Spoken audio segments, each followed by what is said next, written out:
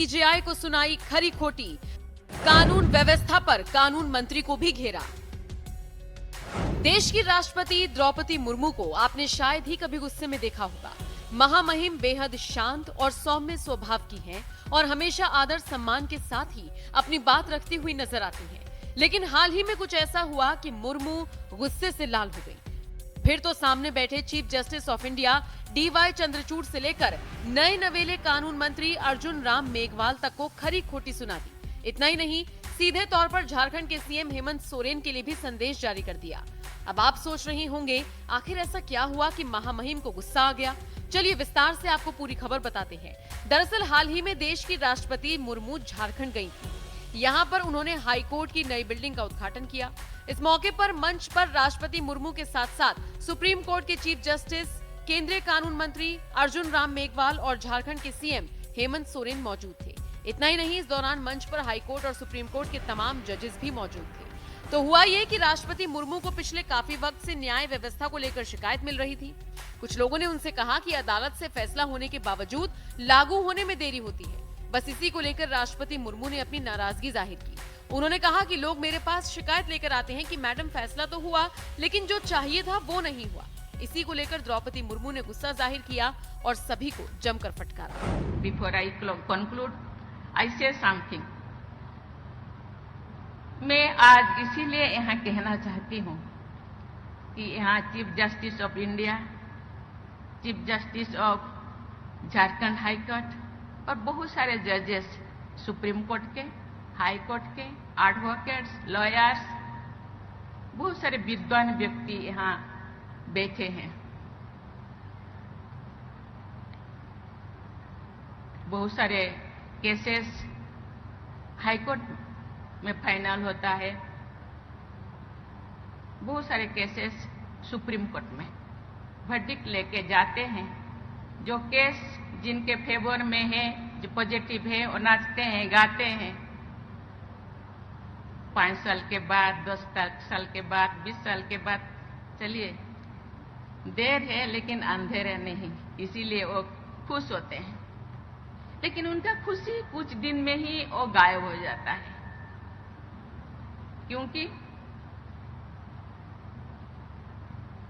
जिसके लिए वो खुश होते थे वो उनको मिलता नहीं। जिसके लिए इतने दिनों से समय, रुपया बर्बाद किए, कितने रात में ही सोए इंतजार में, वो आज मिला, इसीलिए वो खुशी है। लेकिन कुछ दिन के बाद जो वो खुशी एक्चुअल खुश में कन्वर्ट नहीं होता तो वो फिर दुखी हो जाते हैं। मैं एक छोटी सी गांव में से आई हूँ। वहाँ एक छोटी सी मेंबर में थी फैमिली काउंसलिंग सेंटर के। हम क्या करते थे, कुछ केसेस फाइनल होने के बाद हम रिविजिट करते थे।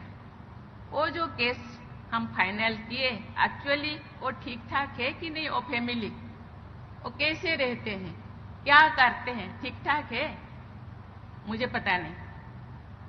ये जो प्रोविजन है कि नहीं। बहुत सारे लोग मेरे पास आते हैं, अपने वर्डिक्ट लेके आते हैं, मैडम मैं तो केस तो जीत गया, लेकिन मुझे जो मिलना चाहिए, जो जस्टिस मिलना चाहिए, मुझे नहीं मिल रहा है। मुझे पता नहीं उसका कुछ रास्ता है कि नहीं। मैं अभी चंद्रचूड़ साहब से, चीफ जस्टिस से मैं बातें करती थी, उन्होंने बोले हाँ ऐसे केसेस है।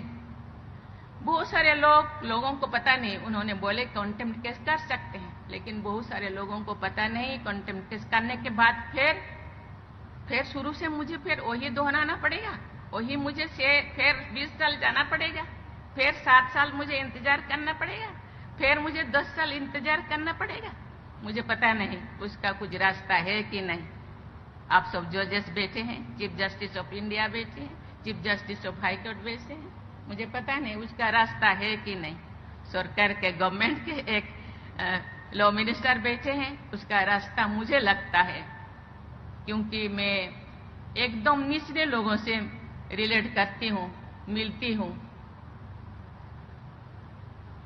मुझे लगता है उनको सही महीने में जस्टिस मिलना चाहिए।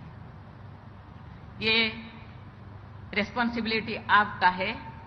मुझे लगता है इसका रास्ता जरूर होगा।